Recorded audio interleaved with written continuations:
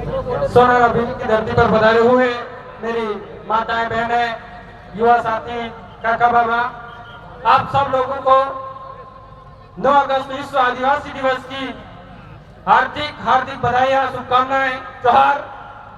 साथियों, मेरे जो युवा भाई जा रहे हैं, मैं सिर्फ 2 मिनट का समय लूंगा, कृपया शांति बनाए रखें। इससे पहले मैं अपना वक्तव्य चालू करूं, मैं विधानसभा सलूम्बर के दिवंगत विधायक श्रीमान अमृतलाल जी को श्रद्धांजलि अर्पित करना चाहता हूं और प्रकृति से दुआ है कि वो अपने अंदर समाहित करें और इस दुख की घड़ी में उस परिवार को, इस वज्रपात को सहने की क्षमता प्रदान करें।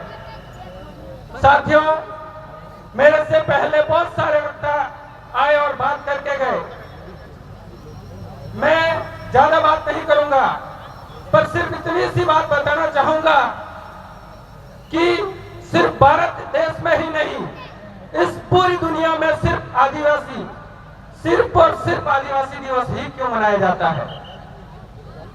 बहुत सारे वक्ताओं ने पहले बताया और मैं ये बताना चाहूंगा कि हम ये 31वां विश्व आदिवासी दिवस मना रहे हैं, लेकिन इस क्षेत्र में ये जो क्रांति है पिछले 4-5 सालों में हुई है, हम लोग जानने लगे हैं कि विश्व आदिवासी दिवस भी होता है।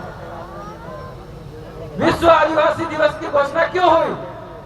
क्योंकि इस दुनिया में, इस धरती का जो मूल बीज है आदिवासी, उस आदिवासी को खत्म करने के लिए सामंतवादी लोग हैं, बहुत सारे दूसरे जो शासक वर्ग थे, उन्होंने इस आदिवासी को खत्म करने का प्रयास किया।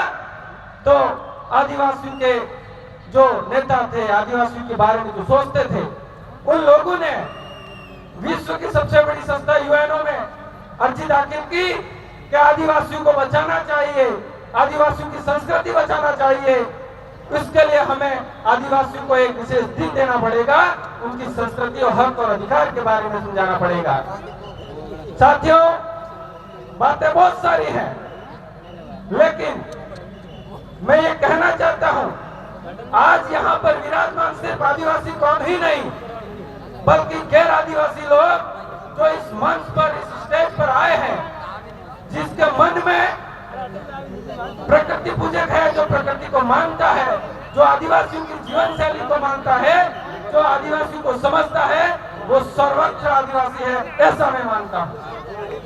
ऐसा इसलिए कह रहा हूँ कि बहुत सारे पहले मेरे भाइयों ने भी कहा और कुछ भारतीय विशेष के लोगों ने भी कहा कि आदिवासी का डीएनए क्या है। आदिवासियों का डीएनए इस धरती को बसाने का है, इस संस्कृति को बसाने का है। आप जो लोग खड़े हैं उनको बसाने का है, ये बताना चाहता हूं मैं। और इस धरती को, इस संस्कृति को बचाने के लिए जो आप लोग आए हैं, वो लोग आदिवासी हैं। इसका मतलब जो गैर आदिवासी आए हैं वो भी आदिवासी हो सकते हैं, इसलिए कि वो इस धरती को बचाना चाहते हैं, इस संस्कृति को बचाना चाहते हैं, इस प्रकृति को बचाना चाहते हैं। साथियों, आदिवासियों की जो लड़ाई है, अब मैं आपको बताना चाहूंगा कि हम जब लोग अब इस लड़ाई को लड़ने निकले हैं, आज हम आदिवासी दिवस मना रहे हैं, कुछ लोग ये कहते हैं ये लोग राजनीति कर रहे हैं। हमारा मकसद राजनीति नहीं है, हमारा मकसद मेरे समाज को बचाना है, इस धरती को बचाना है, इस संस्कृति को बचाना है और इस प्रकृति को बचाना है।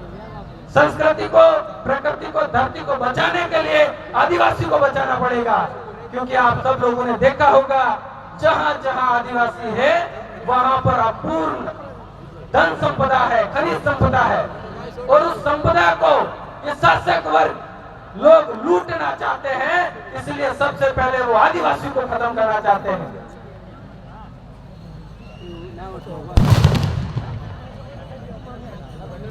जब तक आदिवासी जिंदा है तब तक ये धरती में, इस प्रकृति में जो खनिज संपदा है उसको वो लूटने नहीं देगा। लेकिन अभी बहुत सारे शासक वर्ग हमारे आदिवासियों के जो नेता है, सरपंच है, सदस्य है, एमएलए है, एमपी है, उन लोगों को गुमराह करके हमारे आदिवासियों की खनिज संपदा को लूटना चाहते हैं। इसका सबसे बड़ा ताजा उदाहरण आपने देखा होगा भूकिया माइन, जहाँ की नीलामी हो गई है, बांसवाड़ा का दानपुर जहाँ पर पावर प्लांट लगना है आदिवासियों की ही जमीन पर। मैं आप सब लोगों से कहना चाहता हूँ, भाई जहाँ भी विकास करना है सिर्फ आदिवासियों की लाशें क्यों बिछाना चाहते हो? इस प्रकृति प्रेमी की लाशें क्यों बिछाना चाहते हो? इस दुनिया में, इस देश में, इस स्टेट में, इस दक्षिणी राजस्थान में, इस भील प्रदेश में आदिवासियों के अलावा भी बहुत सारे लोग रहते हैं। क्या जो लोग रहते हैं वहां का सब पता नहीं? मैं कहता हूं नहीं है। इसलिए नहीं है कि उन लोगों ने पहले ही उनका दोहन कर लिया है। ये आदिवासी है जिसने इस प्रकृति की संपदा को बचा के रखा है। और आप सब लोग अब अगर जागरूक नहीं हुए तो आगे और इसी तरह से दोहन जारी रहेगा और आदिवासियों को खत्म कर दिया जाएगा। मैं आप सबसे निवेदन करना चाहूंगा, ज्यादा बातें नहीं करके इस प्रकृति को बचाने के लिए हम लोगों को आदिवासियों को बचाना पड़ेगा। और आदिवासी को बचाने के लिए हम लोग एक मिशन लेके चल रहे हैं, मिशन भील प्रदेश।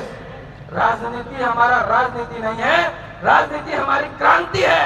इसको रोक सको तो रोक के दिखाओ। ये खुले में से चैलेंज करके जा रहा हूं आपको। हमारा मिशन है ये झंडा भील प्रदेश का। हम इस मिशन के तहत काम करते हैं, झंडे के नीचे काम करते हैं। अगर तिरंगा हमारी शान है तो भील प्रदेश का झंडा हमारी जान है। ये दिल में लेके जाना। मैं आप सब लोगों को ये भील प्रदेश की जरूरत क्यों है? क्योंकि आपने अभी देखा होगा सलूमपुर जिले में शिक्षक साथी शंकरलाल जी मेघवाल हत्याकांड। मैं ये नहीं कहता हूं पूरा समाज गुनहगार है, लेकिन हर समाज में समाज कंटक होते हैं। और इस तरह की घटनाएं रोकने के लिए भील प्रदेश जरूरी है, ये कहना चाहूंगा मैं आपसे। आप सब साथियों से निवेदन है कि आप लोग, अभी बहुत सारे प्रोग्राम बाकी हैं, सांस्कृतिक प्रोग्राम है और बहुत सारे वक्ता भी हैं।